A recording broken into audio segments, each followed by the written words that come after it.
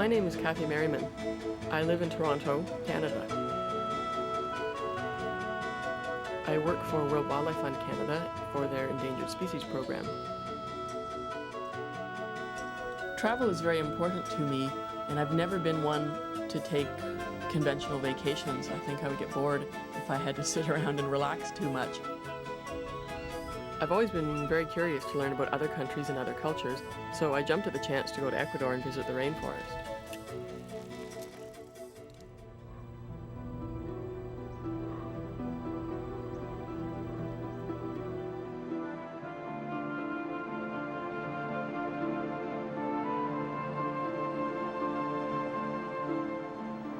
As we flew out over the rainforest, I had two main impressions that were very strong. One was that it was vast forest without any roads whatsoever, or with very few signs of human habitation. And then once in a while, there would be a village in the middle of nowhere. And the other main impression I had was that it wasn't flat. This wasn't the lowland Amazon rainforest that we think of. This was in the headwaters of the tributary rivers that thousands of miles further become the Amazon River, so it was quite mountainous.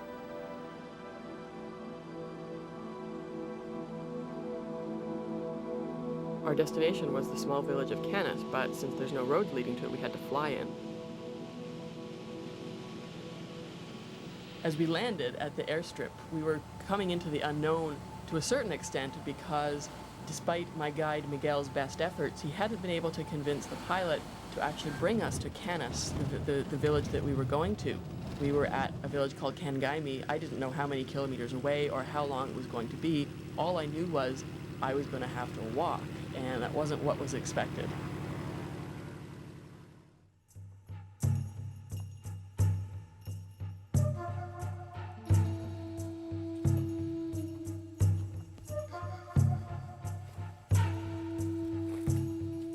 My guide, Miguel, was a member of the Shuar Indian tribe, an indigenous group that live in the rainforest of the upper Amazon basin.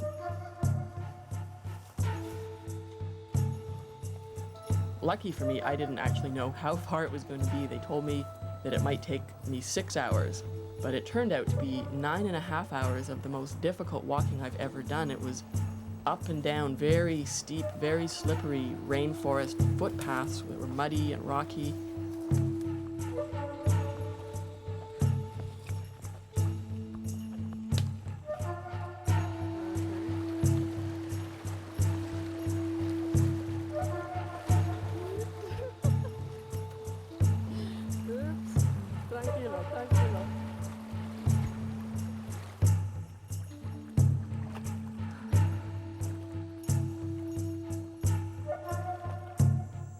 I was very glad to see Miguel's family when we finally made it to the community of Canas. ¿Calor? Sí. Ay, qué bueno. Yeah. Bueno. Fortunately, I speak Spanish, and so I was able to communicate with Miguel and his family during my visit.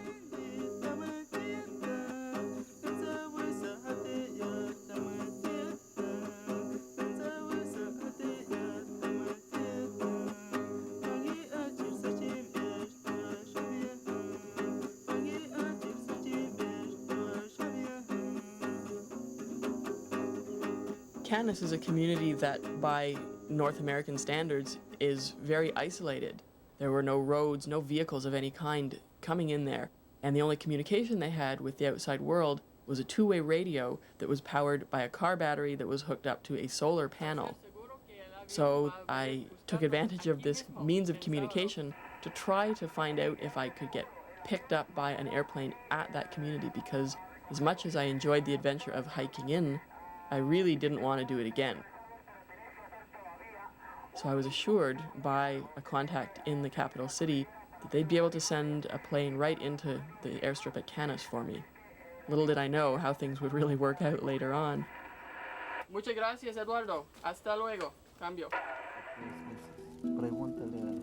Una casa así parece muy bien fuerte. No hay problemas con el... As we sat around the fire, I was asking questions about the houses, because the construction was fascinating to me. It was beautiful. The houses were made of very small poles, and they looked like they could be quite frail.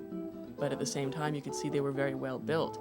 And Miguel explained to me that they withstand earthquakes very well because in this area we're not far from the foothills of the Andes, and there's often earthquakes, but the houses, if they're well built, don't fall down. But I want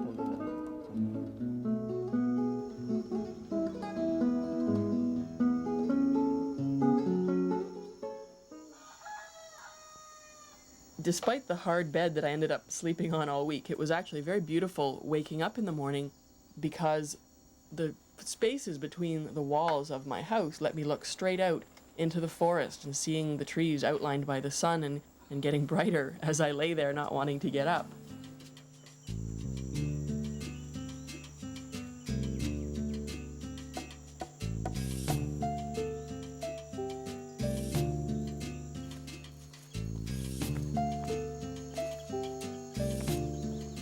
When I did get up, it was also always very pleasant and peaceful to go to the river just below the hut that I was staying in and wash myself there.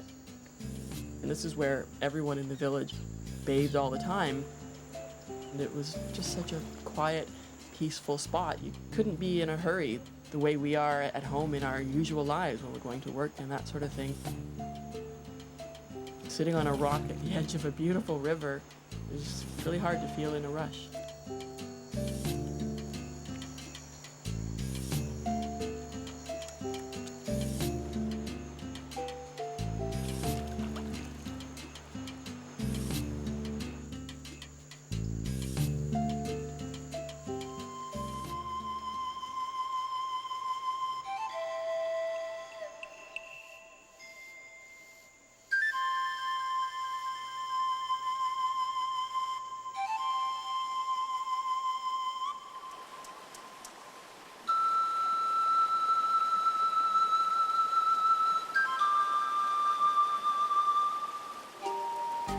Miguel and his cousin Olga invited me to go swimming, and the river was beautiful, so we swam upriver a little bit, and we're just sitting, relaxing, enjoying the sun and the noise of the river, and I was amazed when Miguel just waded out and started rolling the rocks around in the river and started pulling up these fish with his hands and throwing them over to us on the beach.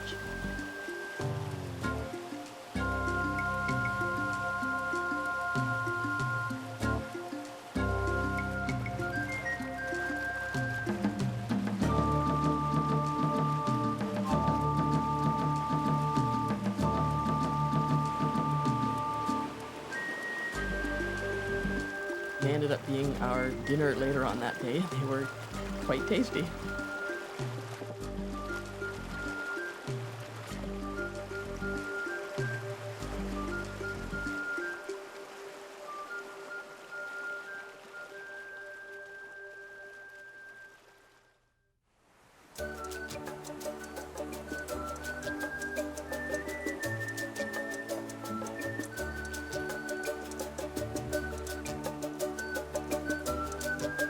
The next day, Miguel's brother Santiago took me on a hike through the rainforest.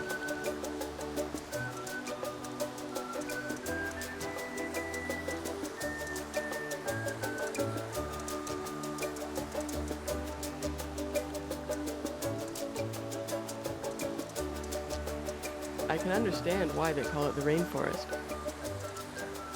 There are streams running everywhere and condensation falling from the trees.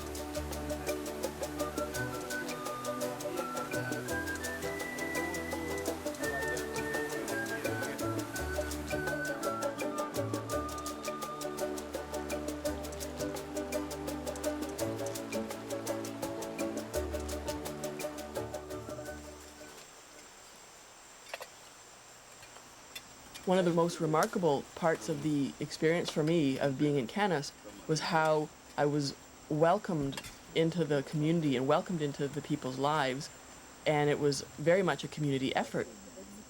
Each day there were different activities, and different brothers or cousins acted as guides into the forest or on a hike or on a river trip. And no matter where we went and how far we hiked, some of the women from the village were always there ahead of us with their cooking pots and make a fire and prepare a wonderful lunch for us. Everybody was very much involved in my visit.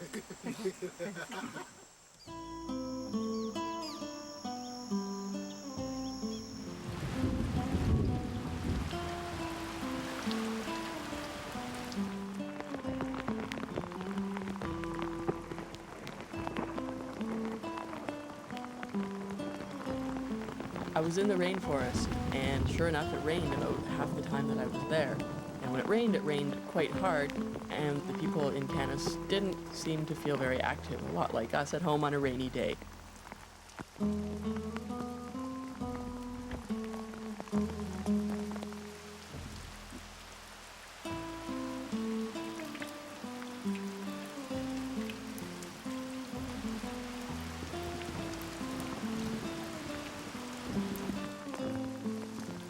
But there was always something happening, people sitting around and visiting, or a lot of baskets got made on the rainy days.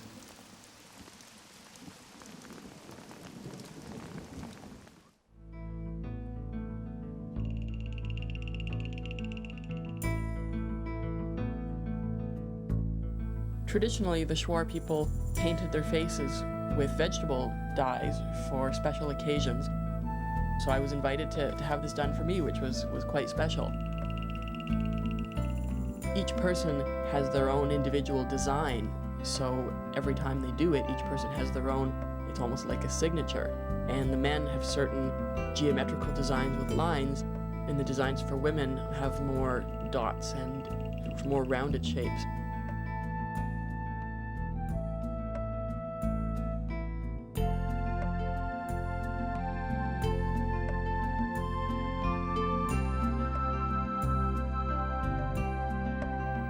Fortunately, or maybe unfortunately, it washed off the same day.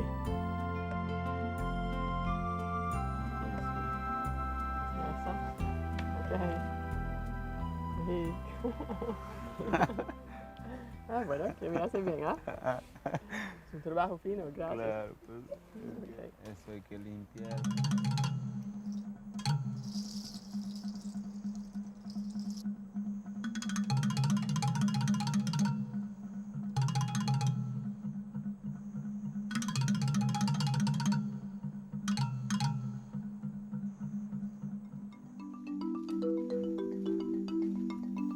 It's becoming more and more well known that the rainforest all over the world is full of plants that are very useful to humans for a number of reasons. Where I was visiting in Canis, of course, we were surrounded by fascinating medicinal plants. And my guide Santiago spent an afternoon giving me a tour of some of the more important plants that his people use. Santiago showed me a plant that was like wild ginger, and I was amazed by how many different uses it had, including for women who are pregnant. It was used to, in a certain recipe, to calm some of the stomach or abdominal pain. Just ginger. It was also used in a different recipe by people to cure their dogs when they had a wound or something wrong with their skin.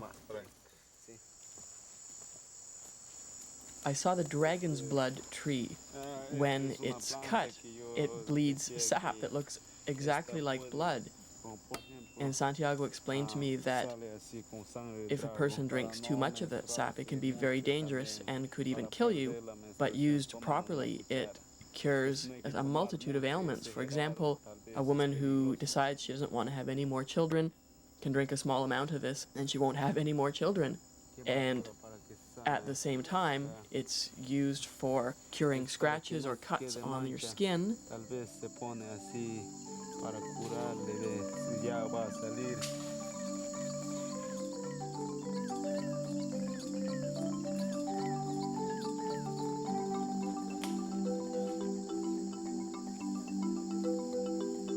I saw a plant that's used in case of an emergency if someone cuts themselves quite seriously with a knife or a machete or something, and by grinding up the plants and using the juice that comes out, it'll help close up the wound and stop bleeding. And Santiago explained to me that the property of this plant means that they don't need to get a cut stitched up or anything like that. It helps to close the cut up really quickly. Es líquido bastante, a decir, líquido. Y ahí siempre rápidamente corta.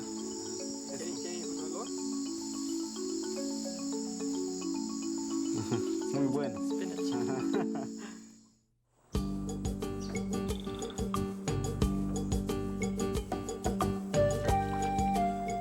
One morning, Marcos and his cousin Jorge took me on a raft trip down the Krishwimi River, and I could see that his raft had been very recently built, and it was incredible to me because it was made entirely from poles and vines. There was no piece of metal or hardware anywhere on it.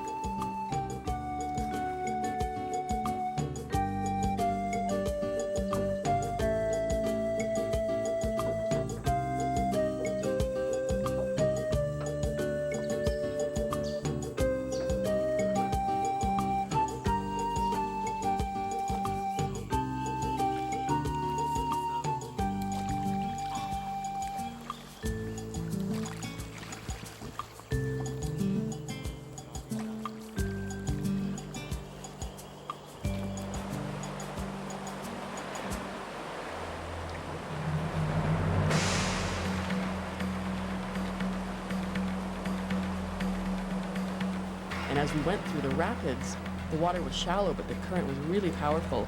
And it amazed me to see these two strong men were fighting with all their strength to control the boat.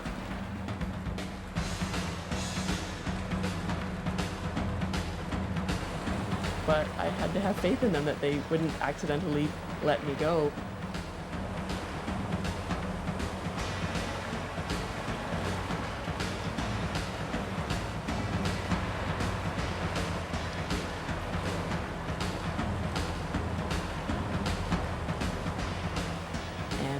Other than that, it was a very peaceful, beautiful ride.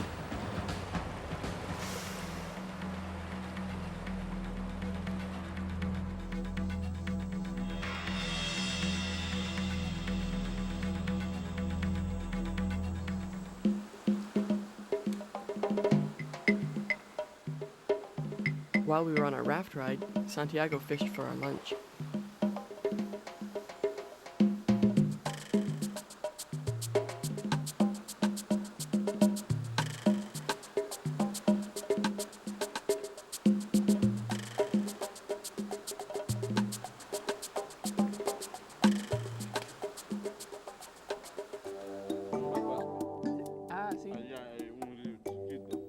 When we arrived at our picnic spot, some of the women from the village were already there and had a fire and lunch all ready for us.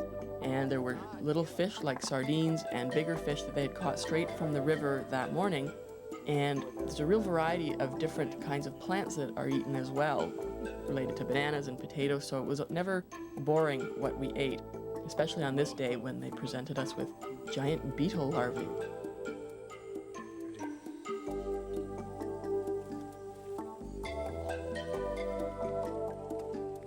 ¿Son sardinas? Aquí mismo? ¿Cómo habla?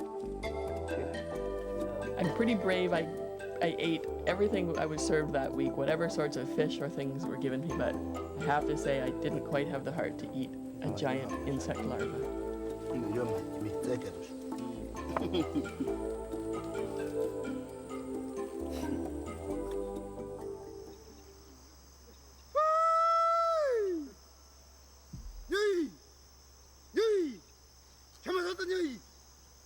Santiago and Andre did a demonstration for us of a traditional greeting ceremony. The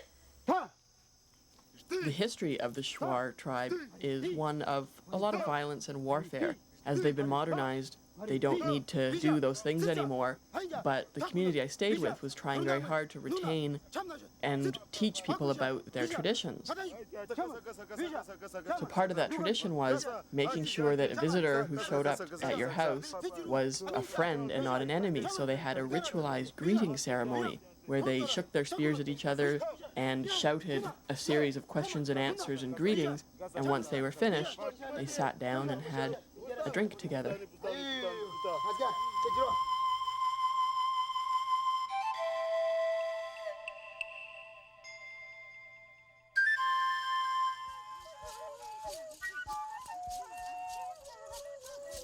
On the last night of my visit, I was invited to participate in their traditional dances. I was a little worried that I wouldn't be able to do it well enough, but it was very important for them to reassure me that it didn't matter, that I had to try this out. It was a very warm welcome that I had into actually trying their dances.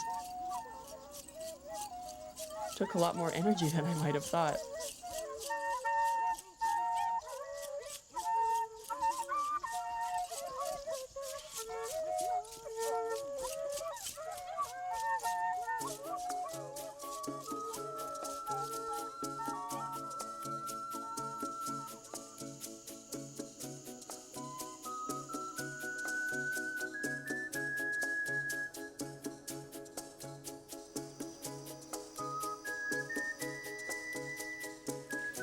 As it turned out, all the reassurances that the plane would come and pick me up in Canis didn't come true, and at the last minute I found out that I had to make that hike back out through the rainforest. So once I got over my disappointment and was resigned to doing it, it became part of the adventure. Once I finally got to the airstrip, I was just exhausted. And I was also sad to be leaving. I hadn't been there that long, but I'd had a very warm experience and I'd really been welcomed into these people's lives. It was raining really hard, and the small plane that came down was very lucky to be able to get through the clouds to pick me up. And the pilot was in a huge hurry to take off again while the conditions were safe. So I ended up having to say goodbye really quickly.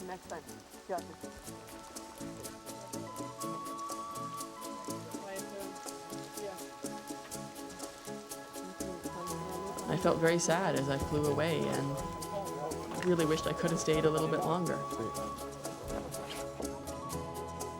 This trip to Ecuador was more strenuous than I had expected, but it was very special to get somewhere where I had to rely on my body for transportation. That certainly doesn't happen in my regular life.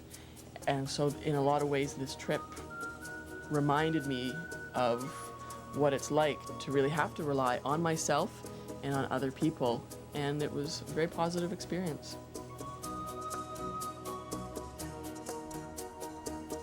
It sounds like a cliche, but the fact is that you can make friends with people who live very far away under very different circumstances, and now I feel like I have friends who live in the rainforest in Ecuador, and I may or may not ever see them again. I hope I do, but I'll always retain that memory and that thought that there's people there that I made a connection with across great physical and cultural barriers.